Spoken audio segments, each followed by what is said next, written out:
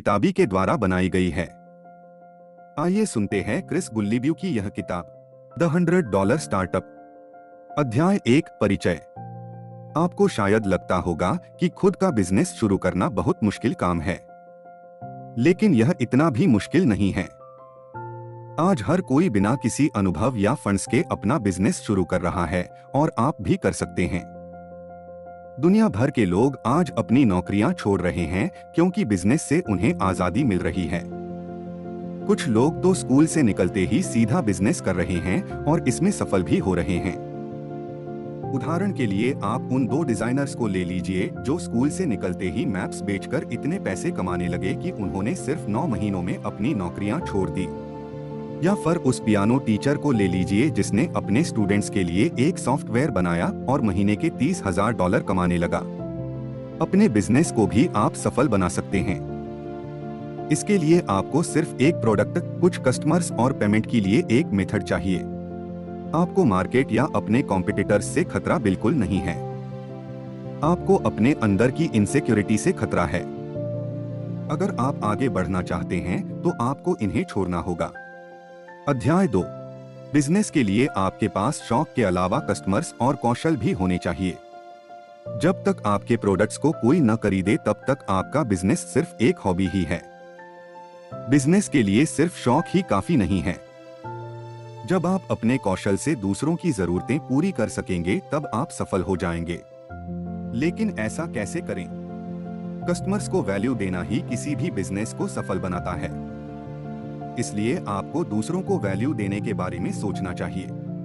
आप अपने शौक को बिजनेस में सीधे सीधे नहीं बदल सकते, इसलिए आपको उनकी मदद करनी होगी जो जिनको आपके जैसे ही शौक है। इसलिए अगर आपके पास बिजनेस शुरू करने के लिए सही कौशल नहीं है तो आपको वो सीखना होगा। आपके पास उससे संबंधित जो भी कौशल है उनका इस्तेमाल कर आपको अपना बिजनेस शुरू करना होगा। आपका हर शौक बिजनेस नहीं बन सकता।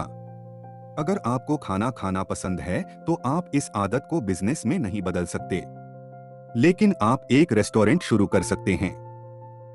आपको बिजनेस स्टार्ट करने के लिए लोगों को वैल्यू देने के बारे में सोचना होगा। अध्याय 3 कस्टमर की जरूरतों को समझकर अपने ऑफर्स उनके सामने रखिए। अपने बिजनेस को सफल बनाने के लिए आपको लोगों की जरूरतों को समझकर उसको पूरा करना होगा। जरूरी नहीं कि कस्टमर्स की सारी जरूरतों के बारे में आपको पता हो। आप सर्वे के जरिए इस बारे में पता लगा सकते हैं। इस सर्वे से आप ये पता लगा सकते हैं कि क्या वो आपके प्रोडक्ट के लिए पैसे देंगे या क्या उन्हें आपके प्रोडक्ट में कोई प्रॉब्लम दिख रही है।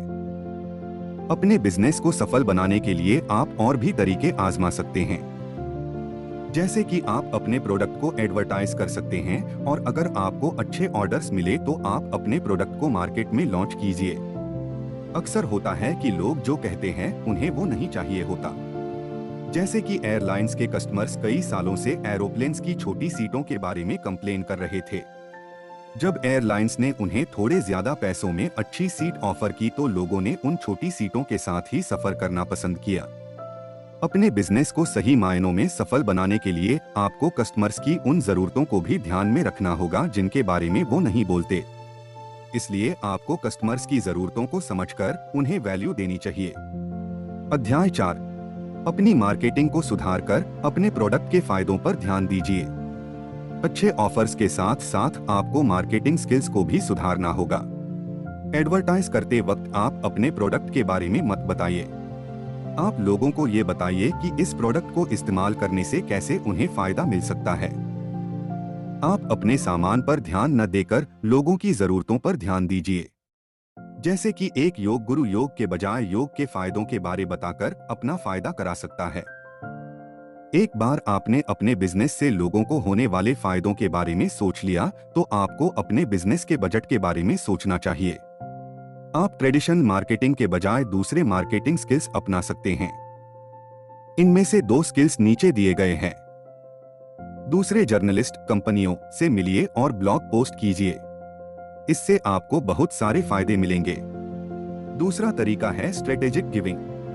आप दूसरों की मदद कुछ इस तरह से कीजिए जिससे उन्हें काफी फायदा मिले। जैसे कि आप कम पैसों में उन्हें अच्छी एडवाइस देना शुरू कर सकते हैं। इससे वो आपके बिजनेस के बारे में औरों को भी बताएंगे, जिससे आपके कस्टमर्स बढ़ेंगे। जैसे कि आप एक YouTube चैनल शुरू कर सकते हैं।